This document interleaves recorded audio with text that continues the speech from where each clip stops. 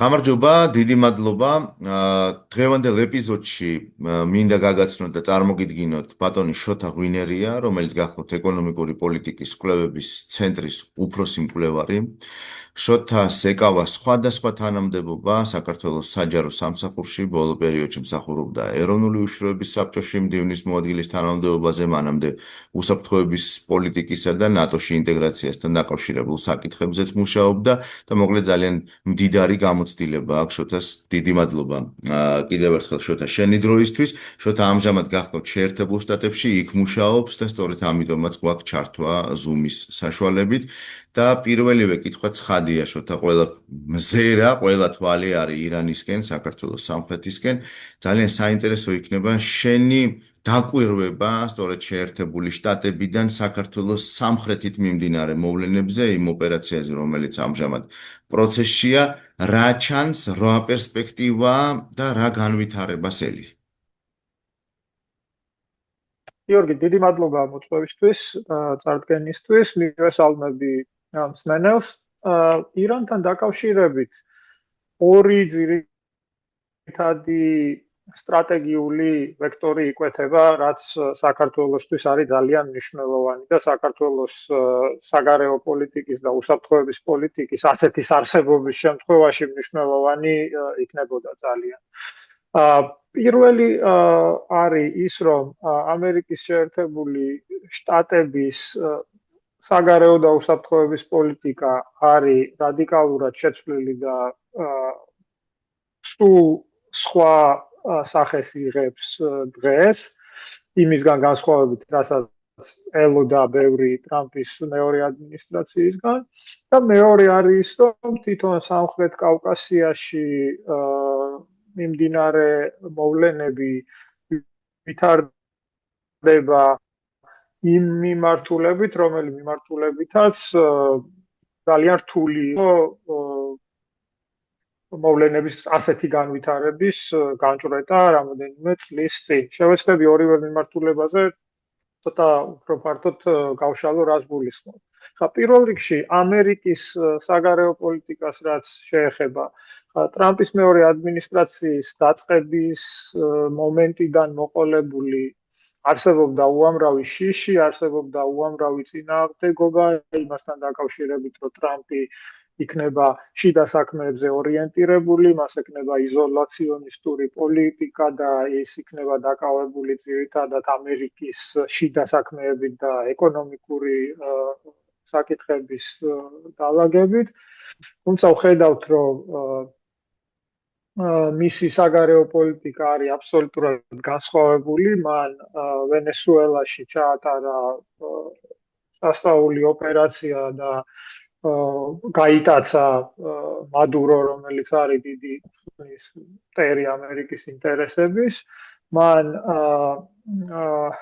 დაიწყო სამხედრო ოპერაცია ირანში და ეს რას ნიშნავს ახლა მოკლედ, რომ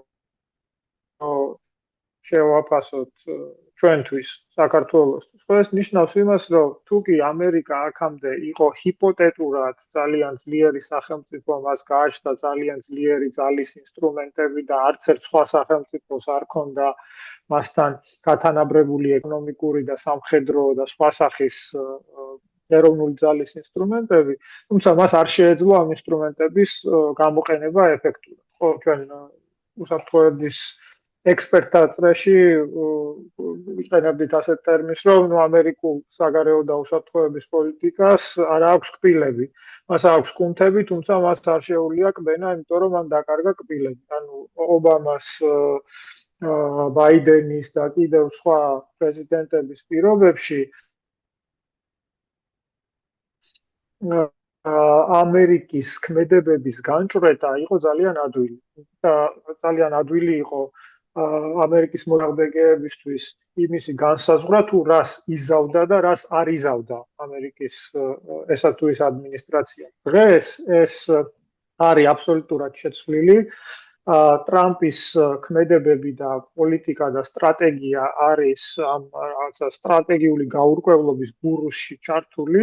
არავინ არ იცის რა სიზავს ის ხვალ, შესაბამისად ყველა არის შეშინებული, ვერავინ ვერაფერს ვერ ბედავს და ამერიკამ შესაბამისად მოიპოვა ძალიან დიდი უპირატესობა მსოფლიო ასპარეზზე და მან განიმტკიცა ასე ვიტყოდი მსოფლიო სუპერძალის სტატუსი იმითი რომ მას არა მხოლოდ შესაძლებლობა, არამედ უნარიც გააჩნია დღეს ძალის გამოყენების. ეხლა ამას ძალიან ბევრი შედეგი და ბევრი მიმართულებით სხვადასხვა ეფექტი შეიძლება ჰქონდეს.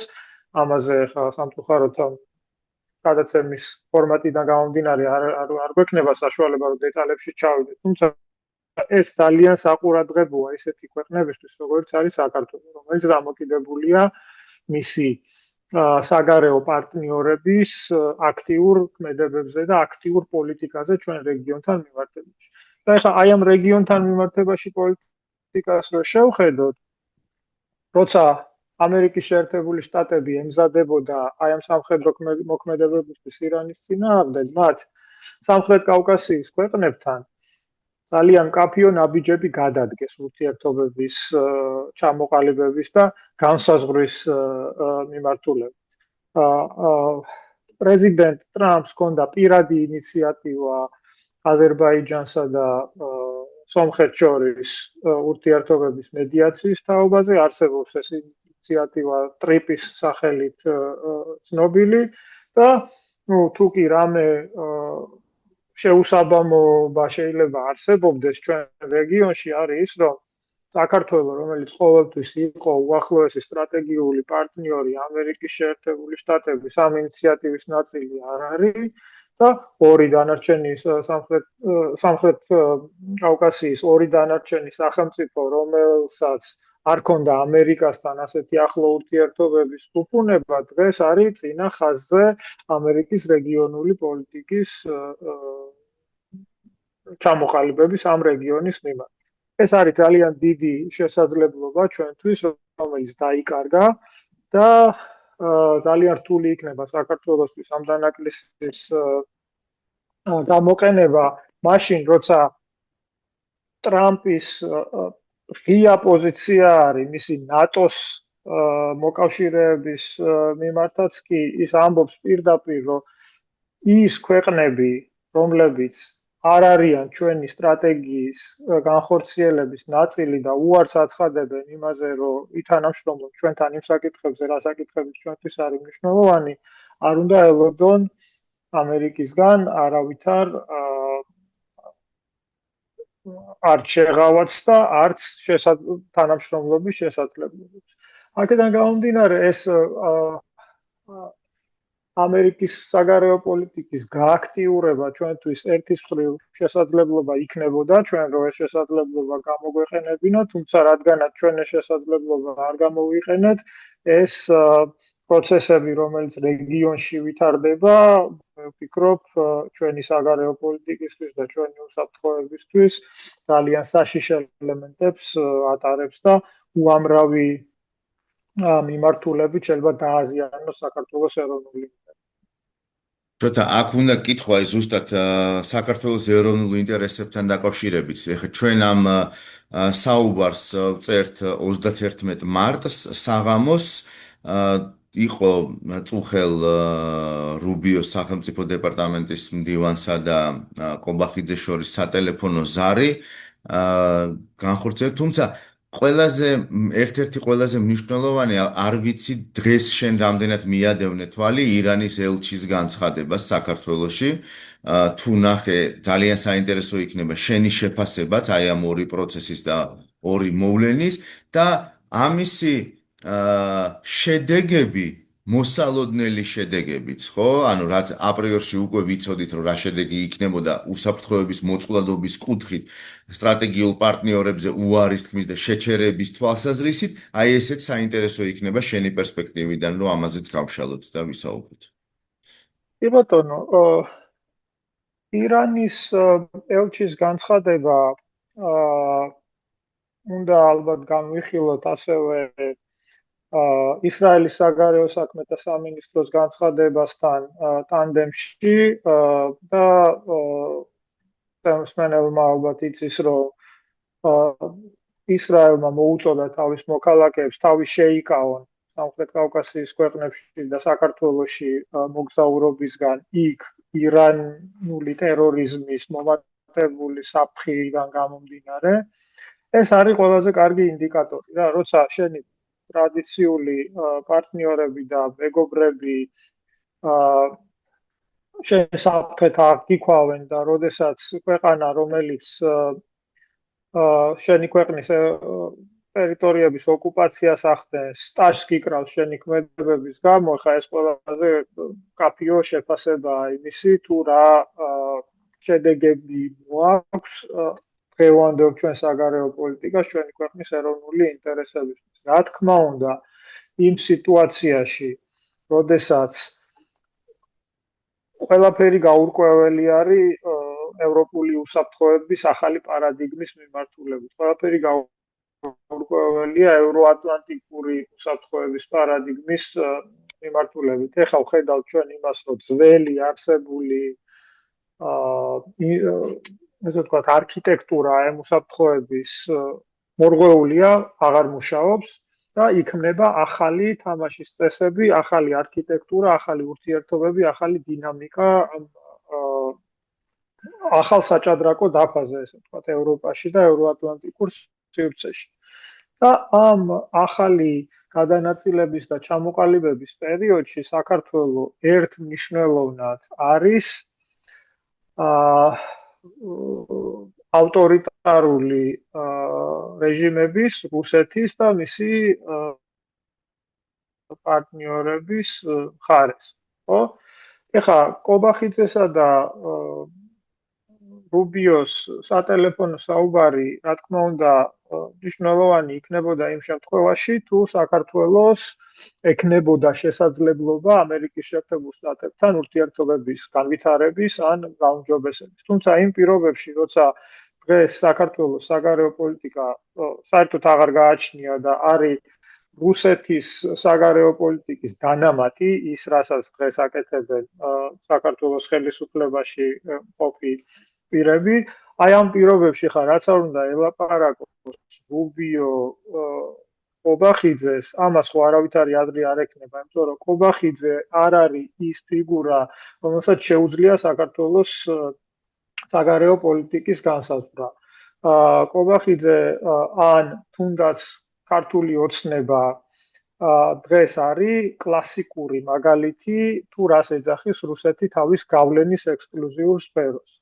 გავლენის ექსკლუზიური სფერო რუსეთისთვის არის ისეთი სახელმწიფოები, რომლებსაც აღარ შეუძლიათ თავიანთი ეროვნული ინტერესების დაცვა და იმ შემთხვევაშიც კი, როდესაც გარკვეული ქმედება მათ ეროვნულ ინტერესებს პირდაპირ აზიანებს, ისინი მაინც მიდიან ამ ქმედების განხორციელებაზე, იმიტომ რომ რუსეთს ასე უნდა და რუსეთს აქვს იმ დონის გავლენა უკვე ამ ქვეყნებზე, რომ თავისი რუსეთის ინტერესების გატარება უკვე აი ამ ქვეყნების ინტერესების ხარჯზეც კი შეუძლია.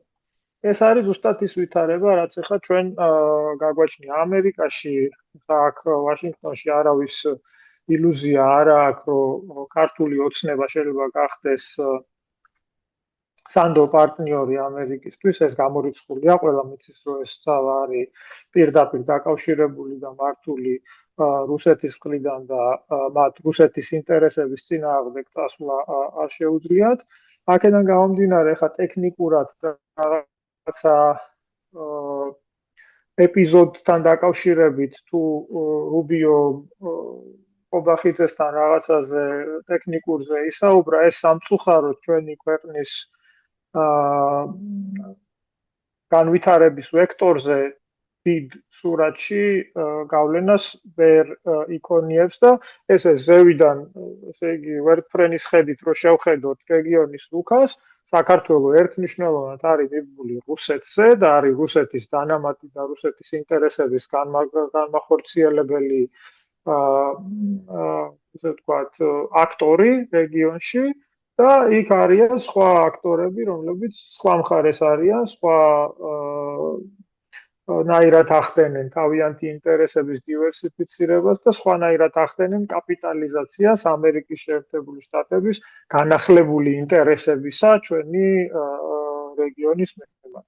ჩვენ სამწუხაროდ ქართული ოცნების პოლიტიკიდან გამომდინარე დაკარგული გვაქვს შესაძლებლობა რომ მივიღოთ რაიმე სახის ბენეფიტი ამერიკის შეერთებული შტატების მხრიდან ჩვენი რეგიონის მიმართ გაზრდილი ინტერესიდან. და ამ ფონზე მუქარის შემცველი განცხადება ირანის ელჩის მხრიდან როგორ შეიძლება აღვიქვათ მით უფრო როცა სულ ცოტა ხნის წინ თუნდაც იგივე ირანის დროშის ფერებში იყო თბილისში სატელევიზიო ანძა განათებული. აი ეს რა მოვლენა არის საერთოდ? იცით რა, მე ვიტყოდი რომ ხა ირანის ელჩის განცხადება, უფრო საყურადღებო განცხადება ის არის, რომ მას შეხვედრა ჰქონდა ფართო აუდიტორიის თანდასწრებით და მან ისაუბრა საქართველოში ირანის გავლენებზე და იმაზე თუ როგორ თანამშრომლობს და რა პარტნიორობა აქვს ირანს საქართველოს ხელისუფლებასთან და გარკვეულ ხელისუფლებასთან დაკავშირებულ ელემენტებთან. ეს არის მთავარი აქ ჩემი აზრით. აქ უნდა წავიკითხოთ ის რომ ირანი გავლენები საქართველოში არის საკმაოდ ძლიერი. ეს არის ჩემთვის მთავარი ელემენტი მისი განცხადებებიდან თუ ჯამურად შევხედავთ მისი განცხადებების რამოდენიმე ეპიზოდს ბოლო პერიოდში. შოთა, უნდა კითხო აუცილებლად ახლა დასავლეთის ფლანგზეც, ანუ ის რაც უკრაინაში ხდება, ის რაც იოლი გასეირნება ეგონა პუტინს, ის რაც აღიქმებოდა რომ თითქოს 72 საათში ყველაფერი დასრულდებოდა, მაგრამ აი დღეს უკვე მეოთხე წლის თავი არის, ხო? ამ ომის და ეს ომი არ დასრულებულა კი არა და ისეთ ფაზაში არის ძალიან აქტიური და ცხელ ფაზაში. როგორ მოქმედებს ეს ომი კიდევ აი ამ ევროპული უსაფრთხოების არქიტექტურის ჩამოყალიბების საქმეში და შენი აზრით როგორ რამდენ ხანში შესაძლოა ვიხილოთ რაღაცა ახალი კონფიგურაცია? ირანში მიმდინარე მოვლენები, რა თქმა უნდა, ამ ფლანგზე და ფრონტზეც პირდაპირ გავლენას ახდენს. ახლა როგორც ლეონარდო და ვინჩიმ თქვა, მიყვარს ხოლმე მისი ციტირება ასეთ შემთხვევებში, სოფლიოში ყველაფერი დაკავშირებულია დანარჩენ ყველაფერთან. ანუ არ არსებობს ის რაღაცა ამოგლეჯილი კონტექსტი რეგიონული, რომელიც შეიძლება არსებობდეს ზოგადად გლობალური გეოპოლიტიკის დინამიკის ფარგლებს გარეთ, ხო? მით უმეტეს დღევანდელ მსოფლიოში, რომელიც აი ამ ჰიპერ დაკავშირებული არის ერთმანეთთან და არ არსებობს არაფერი დღეს რაც არის შორს, არ არსებობს არაფერი გრძელვადიან პერსპექტივაში, ყველაფერი ხდება დღეს და ყველაფერი არის ახლოს და ყველაფერი ერთმანეთზე ახდენს გავლენას, ხო? ირანს რაც შეეხება ერთის მხრივ ხედავთ იმას, რომ ირანსა და რუსეთს შორის ურთიერთდახმარებისა და პირდაპირი ურთიერთობების შესაძლებლობები შეიზღუდა, იმიტომ რომ რუსეთი ერთის მხრივ არ არის იოლ სიტუაციაში უკრაინის ფრონტზე, ირანი მეორეს მხრივ ძალიან რთულ მდგომარეობაში არის ამ ამერიკის შეერთებული შტატების ძალიან დიდი სამხედრო ზეწოლის პირობებში. აქამდე რუსეთი დამოკიდებული იყო დიდწილად ირანის სამხედრო დახმარებაზე. არსებობს პირდაპირი კავშირი უკრაინაში მიმდინარე რუსეთის აგრესიასა და ირანში მიმდინარე პროცესებს შორის, იმიტომ რომ ირანი და რუსეთი გარკვეულწილად ერთმანეთზე დამოკიდებულები იყვნენ. ეს ურთიერთდამოკიდებულება ეხლა არის გარღვეული, იმიტომ რომ არც ერთს აღარ აქვს საშუალება, რომ სათანადო დახმარება აღმოუჩინოს მეორეს. რუსეთი როგორც სანდოს სტრატეგიული პარტნიორი დიდი ხანია უკვე აღარ არსებობს, იმიტომ რომ მან ვერ შეძლო მისი სტრატეგიული პარტნიორი სომხეთის დახმარება ყარაბაღის ომის დროს, მან ვერ შეძლო ასადის გადარჩენა, რომელიც იყო მისი ძირითადი დასაყრდენი ახლო აღმოსავლეთში. ეხლა როცა მის პარტნიორი ირანს სჭირდებოდა დახმარება, რუსეთმა ვერ შეძლო ვერანაირი დახმარების გაწევა, ამიტომ რუსეთი არათუ გლობალური ძალის, არამედ რეგიონული ძალის სტატუსსაც ძალიან სწრაფად კარგავს. მე ვიტყოდი, რომ უკრაინის ფრონტზე არსებული ვითარება შეიძლება შეფასდეს როგორც სტრატეგიული ჩიხი. იქ არც ერთ მხარეს არ აქვს შესაძლებლობა, რომ თავის პოლიტიკურ ამოცანებს მიაღწიოს სამხედრო ძალის გამოყენებით.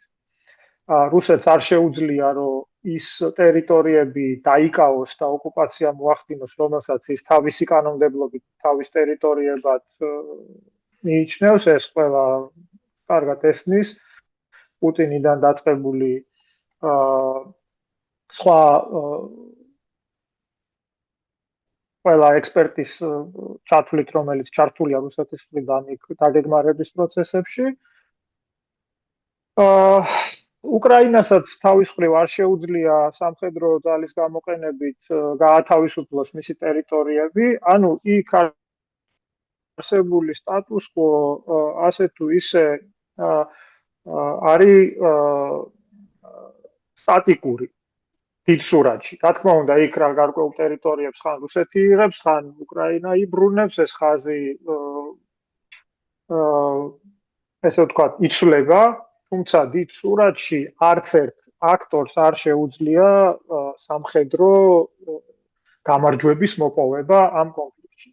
ამიტომ ეს კონფლიქტი უკვე სხვა სიბრტყეში არის გადასული, აქ მიმდინარეობს პოლიტიკური ომი, რასაც ქვია, ანუ ომი არასამხედრო ინსტრუმენტებით, საინფორმაციო სივრცეში, კოგნიტურ სფეროში და პოლიტიკური და დიპლომატიური ინსტრუმენტების გამოყენებით მიმდინარე კონფრონტაცია და დაპირისპირება ასრულებს მთავარ როლს ეხა ამ წუთას. უფრო მნიშვნელოვანს, ვიდრე სამხედრო ველზე მიმდინარე მოვლენები. აქედან გამომდინარე, ძალიან რთულია იმაზე საუბარი, თუ იქ რა ტიპის საბოლოო შედეგი შეიძლება დაიდოს ამ ომის დასრულების შემდეგ. ამერიკის შეერთებული შტატების პოზიცია უკრაინაში მიმდინარე ომთან დაკავშირებით ბევრჯერ შეიცვალა.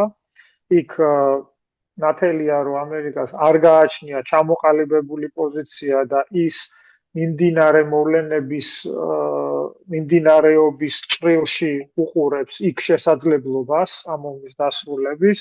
ამერიკისთვის ძალიან მნიშვნელოვანია ამ ომის დროულად დასრულება და აი ამ დროულად დასრულების საპირწონედ არსებობს საფრთხე, რომ უკრაინის ინტერესები გარკვეულწილად შეიძლება ბოლომდე გათვალისწინებული არ იქნეს, თუ იქნება იქ შესაძლებლობა რეალურად რუსეთის დაყოლიებისა, აი ამ სამშვიდობო პროცესში მნიშვნელოვანი პროგრესის მიღწევის მიმართულებით. აქ ისევ პუტინის იმედი უნდა გქონდეს, იმიტომ რომ იმდენად დაკარგული აქვს მას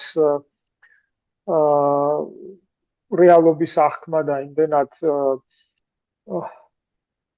არაადეკვატურია მისი ულტიმატუმები უკრაინის მიმართ, რომ ეხა უკრაინის იძულება, რომ შეასრულოს ყველა ის პირობა, რასაც დღეს რუსეთი უკრაინას უყენებს, ყველას ესმის, რომ არარეალისტურია და რუსეთი ჯერ არ აჩვენებს იმის ზაობას, რომ უკან დაიხიოს აი ამ მაქსიმალისტური მოთხოვნებიდან, რომელიც მას ომის დაწყების დღიდანვე ჰქონდა. და ეს მისი ომის გამოცანები, რა თქმა უნდა, საიდუმლო არავისთვის არ არის. მას დონბასის და ყირიმის კონტროლი, რა თქმა უნდა, არ აკმაყოფილებს. მას უნდა უკრაინაში არსებობდეს ისეთი პირობები, რომელ პირობებშიც ის გააკონტროლებს მთლიანად უკრაინას. ანუ ეს არის რუსეთის რეგიონული პოლიტიკის ქვაკუთხედი და მის ახლო სამეზობლოში სრული ჰეგემონიის აღდგენის ყველაზე გადამწყვეტი მნიშვნელოვანი ნაბიჯი და ფაზა არის ის, რომ მან უნდა ჯერ დაიმორჩილოს უკრაინა და შემდეგ შეიძლება ილაპარაკოს იმაზე, რომ ამ ახლო სამეზობლოში როგორც ის უწოდებს აი ამ ყოფილი საბჭოთა კავშირის სივრცეს, მას კონდეს გავლენის ექსკლუზიური სფერო. ისეთი როგორც დღეს აქვს საქართველოს. რა შეიძლება იყოს ის ქვაკუთხედი, რომელიც დაასრულებს ამ ომს უკრაინაში? რა პირობები უნდა იყოს ისეთი, რომ რეალურად, ანუ გამარჯვებას ვერც ერთი მხარე ვერ აღწევს და შესაბამისად ეს მთელი ევროპული უსაფრთხოებაც ჯერჯერობით კონტურებია და არა კონკრეტიკა, ხო? ანუ როგორ უნდა მოხდეს ამის გადაწყვეტა? კი, მე როგორც უკვე ვთქვი, კიდევ ერთხელ გავუსმევ ხაზს, რომ ჩემი აზრით სამხედრო გადაწყვეტა ამ კონფლიქტის ძალიან რთული იქნება. ვერც ერთი მხარე ვერ მოიპოვებს სამხედრო გამარჯვებას ამ კონფლიქტში. ეს გადაწყვეტა უნდა იყოს პოლიტიკური. ამ პოლიტიკური გადაწყვეტის ერთ-ერთი მთავარი შემქმნელი ამ ეტაპზე არის ამერიკის შეერთებული შტატები. ამერიკა არ არის მთლად კმაყოფილი და ბედნიერი ამ როლით. მას უნდა, რომ ევროპამ აიღოს უფრო მეტი პასუხისმგებლობა და უფრო დიდი როლი ითამაშოს აი ამ პოლიტიკური გადაწყვეტის მიმართულებით. აქ თუ რეალურად ევროპული სახელმწიფოები ან რაიმე სახის ევროპული ქვეყნების გაერთიანება ან კოალიცია შეძლებს იმას, რომ იტვირთოს წამყვანი როლი ამ კონფლიქტის დარეგულირების თვალსაზრისით და ამერიკასთან პარტნიორობით რაიმე ტიპის რეალურ სამშვიდობო ინიციატივას და გეგმას წარმოადგენს, ვფიქრობ, ეს შეიძლება გახდეს კონფლიქტის აი ამ რაღაცა უსასრულო ფაზიდან დასრულების მიმართულებით გადადგმული ნაბიჯი, თუმცა ამისი კონტურები ჯერ არ იკვეთება. ევროპა აი ამ მიმართულებით საკმაოდ გაურკვეველ მდგომარეობაშია. მით უმეტეს იმ პირობებში, ხა კიდევ ერთხელ აი აქ ყველაზე მკაფიოდ ჩანს ირანში მიმდინარე პროცესების როლი. ხა აი ამ ირანმა კიდევ დაამატა ამ გაურკვევლობის და გადალაგების, ესე ვთქვათ, ეტაპს კიდევ ერთი შრე გაურკვევლობის.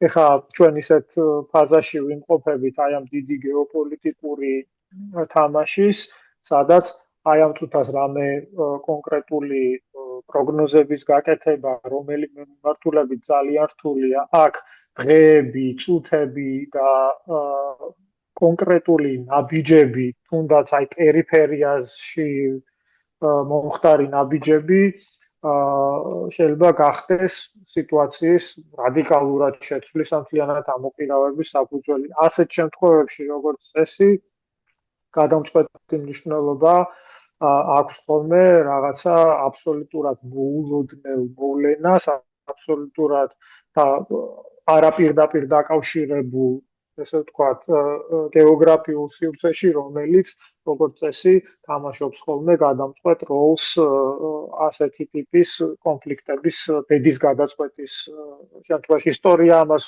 გვაჩვენებს ყოველ შემთხვევაში. მე ვფიქრობ, რომ ეხლა აქ კონვენციურ დასასრულზე უკრაინის ომის ან ირანში მიმდინარე ოპერაციის ძალიან რთულია და აქ რაღაცა ისევ სიტუაციური დინების დინამიკიდან გამომდინარე შეიძლება რაღაცა გამოსავალი საბოლოო ედლი, ჯამში გამოიჭედოს. ჩვენი საუბრის ბოლოს მინდა გკითხო ჩვენ სამშობლოზე, საქართველოზე წესით და რიგით ასეთ ვითარებაში, განსაკუთრებით რუსეთის ფართომასშტაბიანი აგრესიის ფონზე უკრაინის წინააღმდეგ, რასაც ემატება სამხრეთით აი ეს განვითარებული წესით და რიგით იქ მანამდე სირია, ნუ ასე შემდეგ და ახლა როგორ უნდა იქცეოდნენ პატარა ქვეყნები საქართველოს მსგავსი პატარა ქვეყნები რა უსაფრთხოების პოლიტიკა უნდა გააჩნდეთ მათ ამ ვითარებაში, რომ მათი მოქალაქეების უსაფრთხოება იყოს მაქსიმალურად უზრუნველყოფილი. წესით. კი ბატონო. ხო, ну, მარტივია რა, ჩემი აზრით, ესეთ შემთხვევებში ყველაზე მარტივი არის ხოლმე გადაწყვეტილებების მიღება როგორც წესი პატარა ქვეყნებისთვის, თუ კი პატარა ქვეყნები თავიანთი ეროვნული ინტერესებიდან გამომდინარე იღებენ ამ გადაწყვეტილებებს. თორემ ხა, ну, საქართველოს თვის თუ არის არჩევანი დღეს იმას შორის ახლა იყოს ნატოს და ევროკავშირის პარტნიორი თუ იყოს რუსეთის და ირანის პარტნიორი ახლა ამ რაც არ უნდა პირობები იყოს ყველა შემთხვევაში ჩემი აზრით პასუხი ნათელია რომ არც ერთ შემთხვევაში რუსეთთან პარტნიორობა და ირანთან პარტნიორობა საქართველოს არც საშუალო და არც გრძელვადიან პერსპექტივაში შედეგებს არ მოუტანს და განსაკუთრებით ეხლა, როდესაც კიდევ ერთხელ დაუბრუნდები იმ დიდი გადალაგების პროცესს, რომელიც მიმდინარეობს, ეხლა ჩვენი პოზიცია, თუ რა პოზიციას ავირჩევთ და რომელ მხარეს დავდგებით, იქნება შემდეგი თაობების განმავლობაში ჩვენი ქვეყნის ეროვნული იდენტობის განსაზღვრელი. ეხლა ჩვენი დასავლელი პარტნიორებისთვის ზურგის შექცევა ამ სიტუაციაში ვერც ერთ შემთხვევაში ვერ ჩაითვლება იმათ, რომ იცი რა საქართველოს ეხლა უყურებს როგორ შეიცვლება ვითარება და რა სტრატეგიული განლაგება იქნება აქ რეგიონში და მეორე იმის მიხედვით მოახდენს, ესე იგი, ლავირებას, ეს არის გამორიცხული. ეს ტრამპის პოზიციიდან გამომდინარე, ევროპელების დღევანდელი პოზიციიდან გამომდინარე, არის ძალიან ნათელი, რომ ეს გადალაგება ხდება დღეს და დღეს წდება ვინ რომელ მხარეს არის და ვინ რომელ მხარეს იქნება, როცა ეს ახალი აქ შუა არ არსებობს. არა, რა თქმა უნდა, იმიტომ რომ ნუ პირდაპირ დაპირისპირება და პირდაპირ კონფრონტაცია მიმდინარეობს, შუაში ყოფნა ამ შემთხვევაში ძალიან რთულია და ნუ წარმოუდგენელიც არის და ეხლა თუ ვინმე ფიქრობს რომ საქართველოს ეხლა შუაშია ძალიან ცდება, იმიტომ რომ საქართველოს პირდაპირ არის რუსეთისა და ირანის პოლიტიკის ერთ-ერთი მთავარი დასაყრდენი კლიანად რეგიონში, ანუ დღეს ჩვენ ვართ აღქმული მთელ მსოფლიოში როგორც რუსეთის პარტნიორი და რუსეთის ინტერესების მთავარი გამტარი ამ რეგიონში. ეხლა ჩვენ თუ შესაძლებლობა გვექნებოდა რომ რაღაცნაირად შუაში აღმოჩნდებოდით ამ პროცესში, ნუ კიდევ შეიძლებოდა ამაზე ფიქრი, მაგრამ ნუ ჩვენაირი ქვეყნისთვის კიდევ ერთხელ ამბობ, ეს გამორიცხულია რა. და როდესაც საბოლოო ჯამში ეს პროცესები რაღაცა ტიპის დასასრულამდე მივა და ახალი ევროპული სტრუქტურა და არქიტექტურა ჩამოყალიბდება და იქ მხარეები დასხდებიან უკვე ამ ახალი არქიტექტურის ფარგლებში, ახალი ურთიერთობების, ესე ვთქვათ,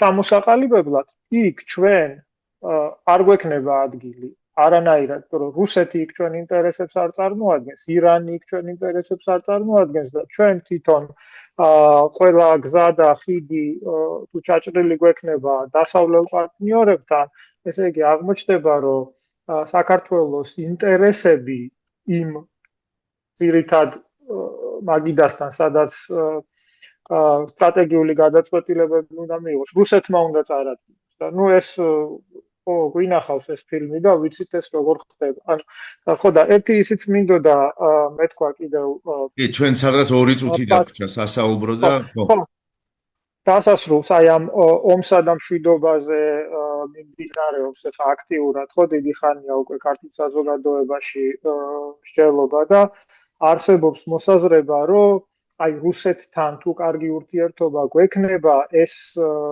მოუტანს მშვიდობას საქართველოს რა ანუ ამისი პრეცედენტი არ არსებობს რომ არ არსებობს ქვეყანა რომელსაც მშვიდობა მოუტანა რუსეთთან პარტნიორობამ და რუსეთთან კარგმა ურთიერთობებმა. ეს მინდა რომ ძალიან კარგად ესმოდეს ყველა იმ ადამიანს, ვისაც ინტერესი აქვს საგარეო და უსაფრთხოების პოლიტიკაში. ამას ესეთი ანალოგი შეგვიძლია მოვიყვანოთ რა, როდესაც საქმე გვაქვს დაუშვათ მოძალადესთან, ხო? და სექსუალურ მანიაკთან, რომელმაც წარსულში უამრავ ადამიანი გააუპატიურა, ხო? და არსებობს საფრთხე ასეთი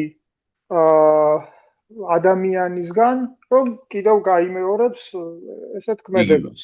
და თუ შენი პოლიტიკა თუ იქნება ის, რომ მოდი მე ეხლა იმიტომ რომ გაუპატიურება თავიდან ავიცილო ამ ადამიანთან ერთად ვიცხოვრებ და ლოგინში ჩაუწვევი და ეს არის გზა იმისი რომ გაუპატიურება თავიდან აიცილო. ხო, ნუ მაშინ რა თქმა უნდა ეს ყველანაირ აზრს და ლოგიკას კარგავს. რა აქედან გამომდინარე, ხა ამ მომენტში რუსეთთან ურთიერთობების გაუმჯობესება იმ საბაბით რომ საქართველოში მშვიდობა და სტაბილურობა იქნება ამ გზით მიღწეული.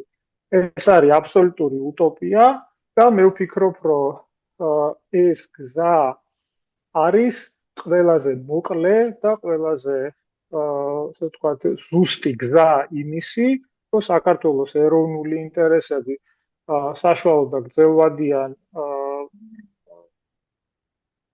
პერიოდში რაც შეიძლება მეტად დაზიანდეს და რაც შეიძლება მეტი სარგებელი მიიღოს რუსეთმა ჩვენ რეგიონში ჩვენი ქვეყნის გამოყენებით. შოთა, ძალიან დიდი მადლობა შენ.